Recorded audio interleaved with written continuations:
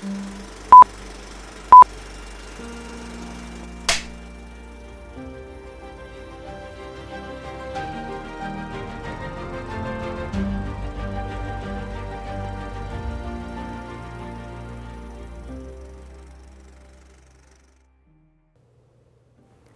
everyone, thank you for joining me on the Backlot. I am Dylan Cardoni, and on this episode of the Backlot, we have decided to group together movies that feature three of the most funniest comedic actors ever to walk the earth.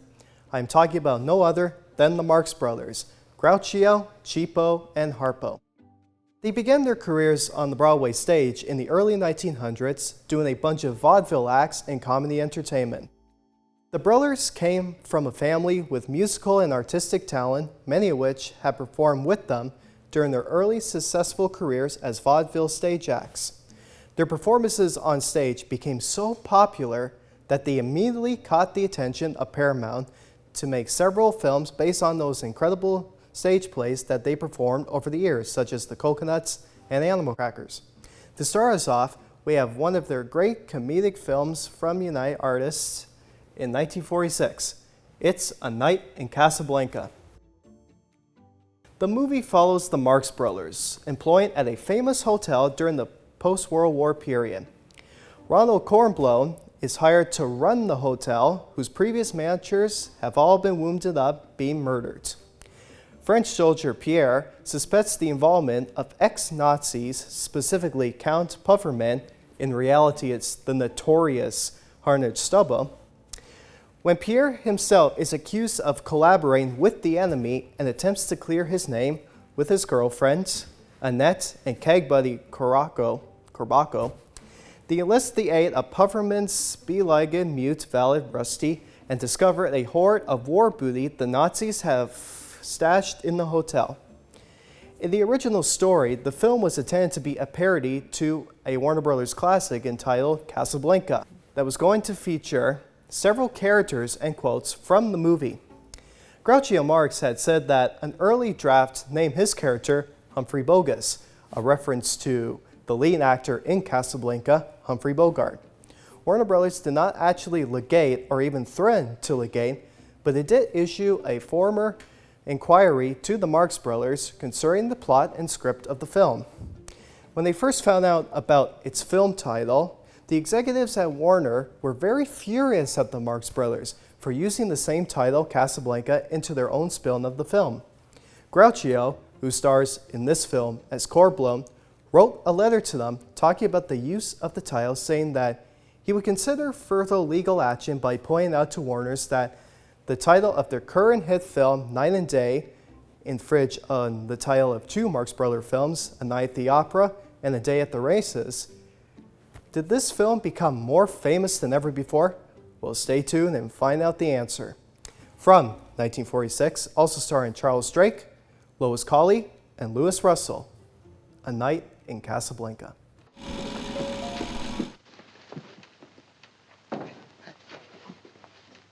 Hey, boss, wait! Don't touch it! Don't! The boss! Oh, you had to be scared. You know 3 managers before you died from eating poisoned food? This food doesn't like any more poison than any other hotel food. Give me that. Oh, no, boss. Look, you got to have somebody to test the food. What you need is a guinea pig. You eat the guinea pig. I'll stick to this. Give me my I don't steak. mean a real guinea pig. I mean a human guinea pig. I don't want to eat any kind of a guinea pig. I want my meal. Nah, there's a human guinea pig. He looks like a pig, but he doesn't look human.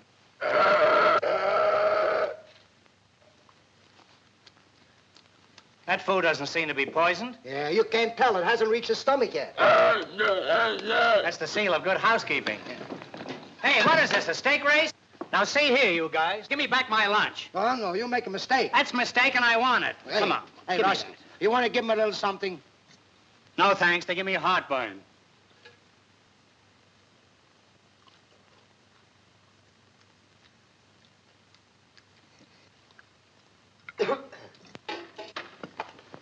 Well, I just wanted to take a little shot, that's all.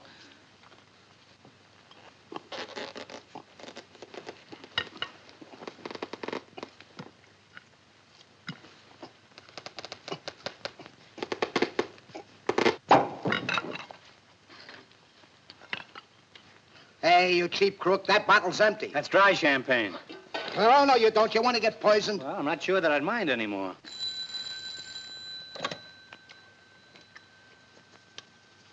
Who's he talking to? Salt Lake City. Couldn't spare just a little sip of that, huh? Well, if the coffee doesn't keep him awake, the cup and saucer will. Before the movie, I mentioned if A Night in Casablanca was as successful as the Warner Brothers Pictures version of Casablanca, and the answer to that question is no. According to the Marx Brothers biographer, Harpo Marx was offered a sum of $50,000 to utter a single phrase featuring the word murder in this film. Presumably, however, to add publicity value to the film by having him speak for the only on-screen time. Harpo declined the offer and never spoke publicly until a concert 1 year before his death in September of 1964. Hoping to take charge of their film careers, the Marx Brothers financed this movie themselves under the heading of Luma Vista Films.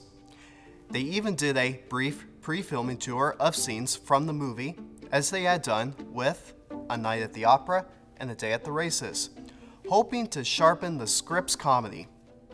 Up next, our celebration of the Marx Brothers continues with a film that goes all the way back to 1939. We have a musical comedy that was released in 1939, 80 years ago this year. Our movie is At the Circus, released by the mini major studio of its time, MGM. This is the third movie that the brothers had made with the studio, prior to their other classic films that they made in the past. The reason for their departure from the studio was because during the production of A Day at the Races, Irving Thalberg, who was producing the film, had died 2 weeks later after his involvement, leaving the Marxists without an advocate at the studio. So, when they were asked to star in this film, they had a change of heart by saying that they will make the movie if they finish their other feature film, Room Service, first for RKO in 1938. For some of you that are true classic movie fans, you pretty much know the plot of the movie.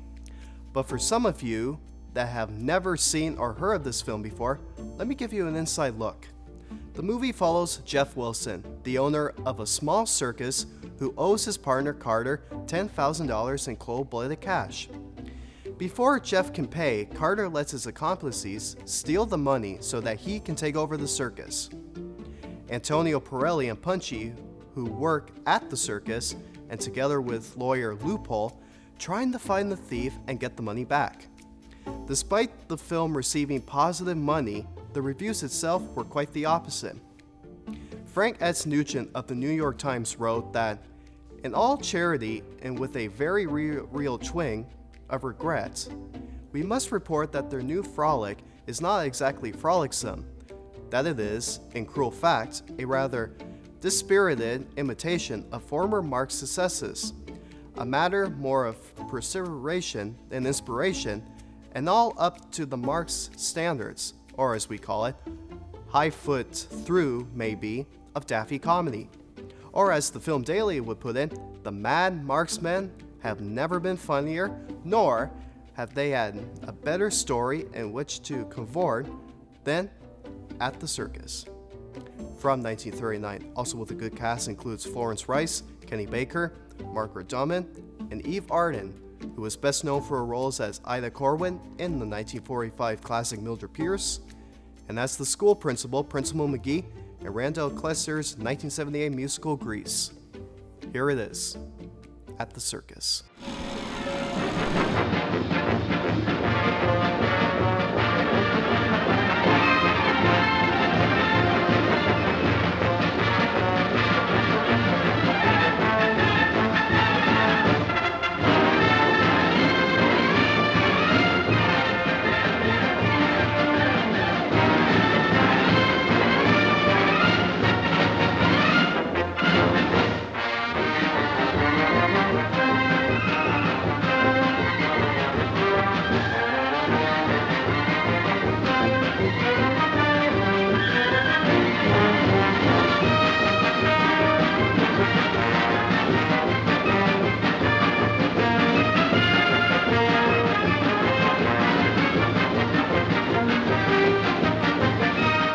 If you please, Mr. Carter. What is it? Can I have a month off next August?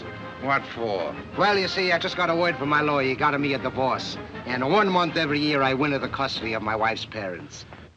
Who blind loves babes in the wood? We've got it all so bad, but isn't it good? We're on a bumpy road, it's true, but heaven is in view for two blind loves. Perhaps you'll think I'm forward, but last night when I first saw you, And slammed the door in my face. I realized that you're the man I've been dreaming of. What do you eat before you go to bed?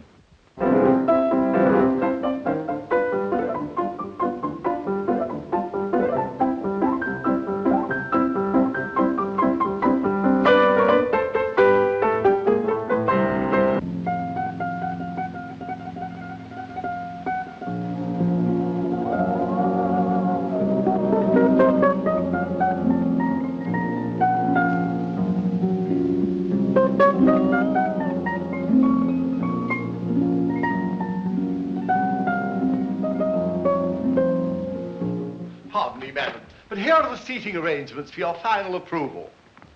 Oh, no, Whitcomb. Judge Chennock will sit on my left hand, and you will sit on my right hand. How will you eat? Through a tube?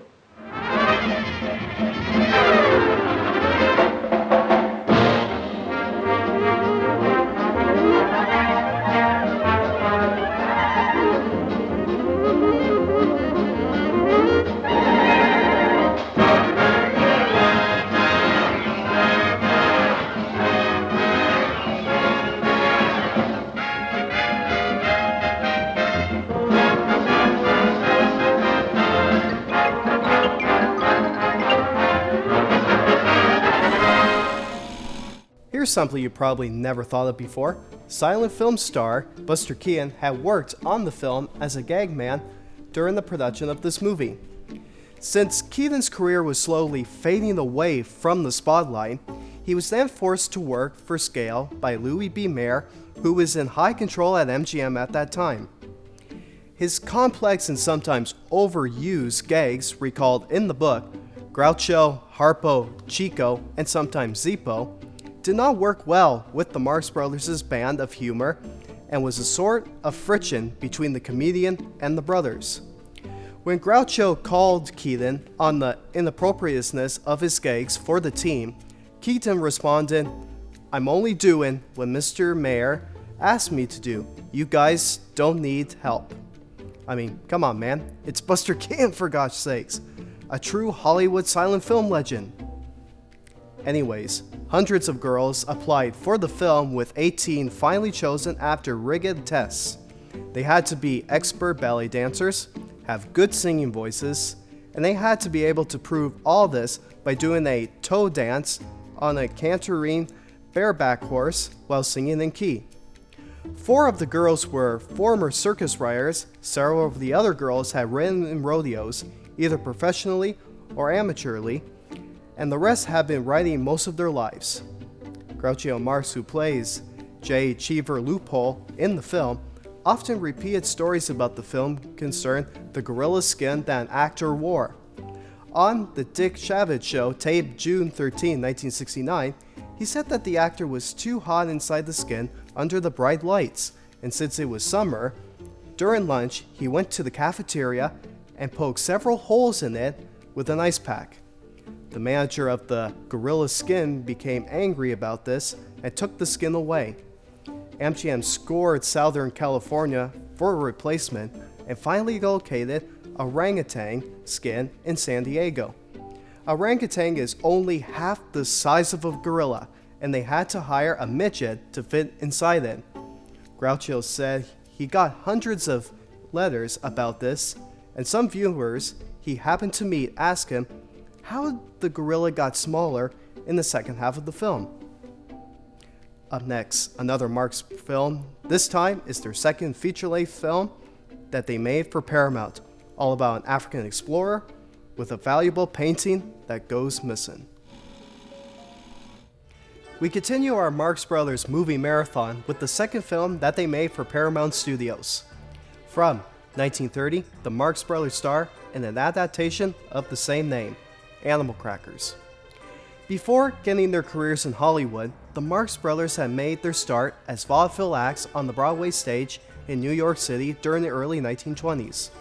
With their amused comedic humor and their slapstick performances, the Marx Brothers have got the attention from Paramount studio executives to play main roles in some of their films based on a couple of written plays by George S. Kaufman. The very first feature-length film that they did for the studio was the 1929 pre-cult musical The Coconuts, which became a huge success at the box office and had grossed over $1 million, making it one of the most successful films of that year. The brothers had gained a reputation for being a profitable and crowd-pleasing act, but they also had known for being a rambunctious and unrestrained troupe during filming. Their conformist lifestyle attracted audiences, but proved to be a bit of a headache for Paramount Studios. While filming their first picture, the brothers had showed up late, slept in their dressing rooms, would walk out on filming to play a round of golf, or would call it a day after lunch. Paramount hired director Victor Herman for this film due to his reputation for being a disciplinarian. The studio hoped that Herman could extract the comedic magic from the Marx Brothers, while also enforcing more professional working habits on set. Their hopes were heard. The brothers had begun to clean up their act thanks to the magic of Herman's work of discipline, and production finally began in late of 1929. The plot is very straightforward, and if you are not a fan of Broadway musicals, then you are most certainly in luck. The film tells the story of Captain Spaulding, the noted explorer, returning from Africa and attends a gala party held by Mrs. Rittenhouse. A painting display at the party was stolen, and the Marxists stepped in to help recover it. Well, maybe help isn't quite the word I was looking for. Hey, this is a Marx Brothers film after all. This movie became extremely popular throughout the 1930s and had continued to gain popularity over the years, making it the fourth highest comedy musical film in the 1930s. Here it is, with a cast that includes Lillian Roth, Margaret Doman, and the fourth Marx brother at the time, Zippo Marx. Animal Crackers.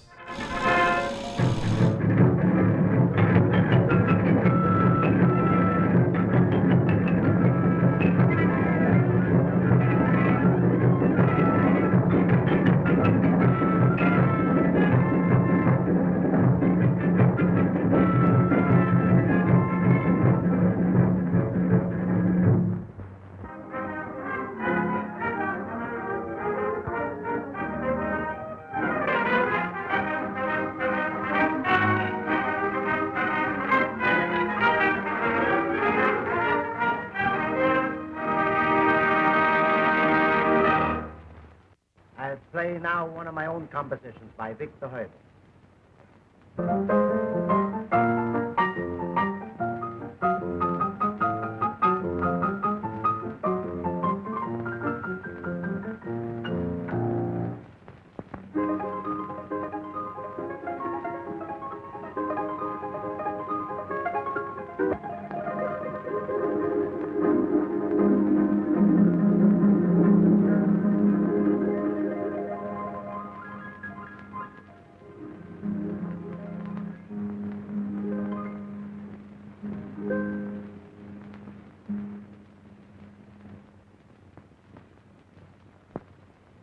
Hi. Take the professor's hat and coat. And send for the fumigator. Oh, my Bonjour, bonjour, Say, don't you see there are ladies present? What do you think this is? Put that hat down, will you? What do you do there? Get out. Let's go. Oh, don't forget the hat.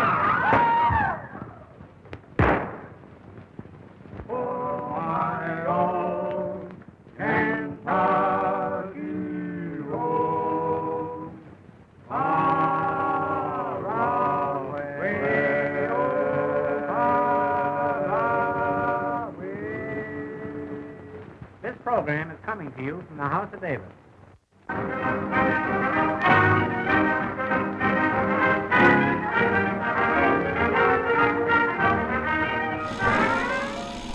In addition to this film, as well as their first film, The Coconuts, back in 1929, these were the only times to feature the Marx Brothers' fourth brother, Sippo Marx, who plays Horatio Jameson in this movie musical adaptation. Sippo was 29 years old at the time and had a very moderate success in both the world of comedy and acting alike. But his career as an actor on film was already coming to an end. The studios thought that Groucho, Chico, and Harpo had stolen the show from their successes on screen than what Sippo did. But the popular assumption that Sippo's character was super flunches was fueled in part by Groucho. According to Groucho's own story, when the group became the three Marx Brothers, the studio wanted to trim their collective salary, and Groucho replied, "We're twice as funny without Sippo in the picture." However, Sippo had another career in mind just in case if his performances on screen were really what the studios wanted in the first place. Sippo had great mechanical skills and was largely responsible for keeping the Marx's family car running. He later owned a company that mechanic parts for the war effort during World War II. Then after the war, he also found a large theatrical agency with his brother, Gummo Marx.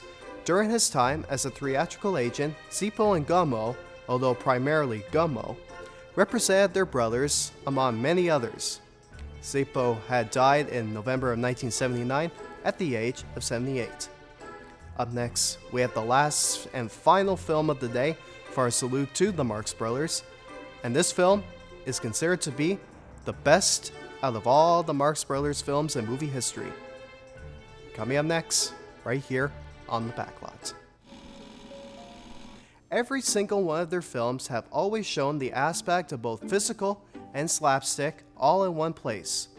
And coming up next, we have saved the best for last, making it one of their most well-known films. From MGM in 1935, it's A Night at the Opera. After spending the first few years at Paramount, the executives had decided to end their contract to the studio due to their financial failure of their latest movie, Duck Soup, back in 1933, which is now considered to be a cult classic. Since their contract has already been torn to pieces, but as luck would happen, Chico was already becoming friends with MGM producer Irving Thalberg. Thalberg had discussed about a new contract with the brothers over a lunch meeting and had eventually signed the brothers to an MGM deal. Our next film is the first that they made for their new bosses. The story is about a sly business manager and two wacky friends of two opera singers help them achieve success while humiliating their stuffy and snobbiest enemies. If you're still not all familiar with the Marx Brothers, and if you still haven't seen any one of their most popular movies, then this is a great introduction. But it does contain some of the key ingredients. There's plenty of snappy dialogue from every single one of them, except for Harpo, which of course he won't talk. But there is also a steady stream of laugh-out-loud one-liners, usually from the mouth of Groucho, and directed at his many foils, including Stuffy society lady, played by Margaret Doman, who has appeared in mostly every single Marx film, including the ones that we just showed today. You'll also get to see what has become known as the stateroom scene, where dozens of passengers aboard an ocean liner all find themselves squeezed into one tiny room. It is best remembered for today as one of their most popular scenes in comedy movie history. From 1935, also featuring Alan Jones, Kitty Charles, and Sig Rumman. Here are Groucho, Chico, and Harpo in our final movie of today, A Night at the Opera.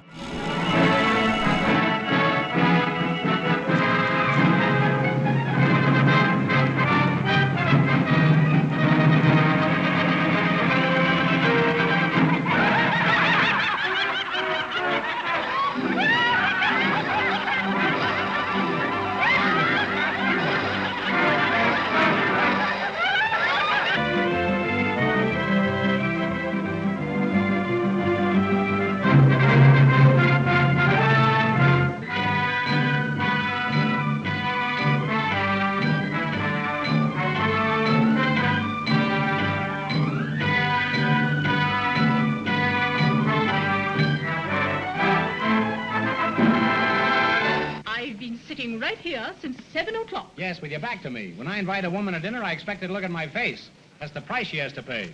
You check, sir. $9.40? This is an outrage. If I were you, I wouldn't pay it. Stewart? Ah, come right ahead. Hey, Stewart. Marco, the food! Been waiting all afternoon for you, Come to the Stewart. food. Come on.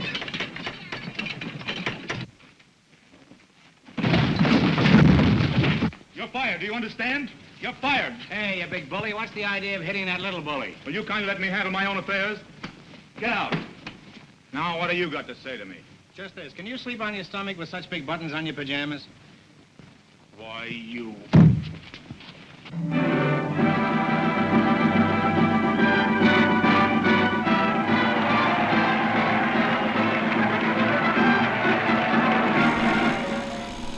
A Night at the Opera was the first comedy the Marx Brothers made under their new deal at MGM. It is also the first film to not feature their youngest brother, Zippo. When producer Ivory Thalberg learned that the fourth member of the Marx Brothers, Zippo Marx, would not be joining the brothers at MGM, he asked the troupe if they would be willing to take a pay cut from their usual fee. Groucho, however, did not miss a beat when he responded, "Without Zippo, we're worth twice as much." In preparation, MGM sent them on a nationwide tour, performing potential bits live before current MGM films were shown. This opportunity for advance audience feedback is one of the reasons this film became known as one of their best. However, according to actor and film composer Oscar Levant, the film preview was in fact a disaster with hardly a laugh, as was the second. Thalberg and George S. Kaufman spent days in the editing room adjusting the timing to match the rhythm of a stage performance. About 9 minutes was cut from the running time, and the result was a hit. Thank you so much for joining us right here on The Backlot, and stay tuned next week as we talk about a one-liner, a penny for your thoughts. Can you figure out what that means? Find out next week right here on The Backlot. Until then, have a great day.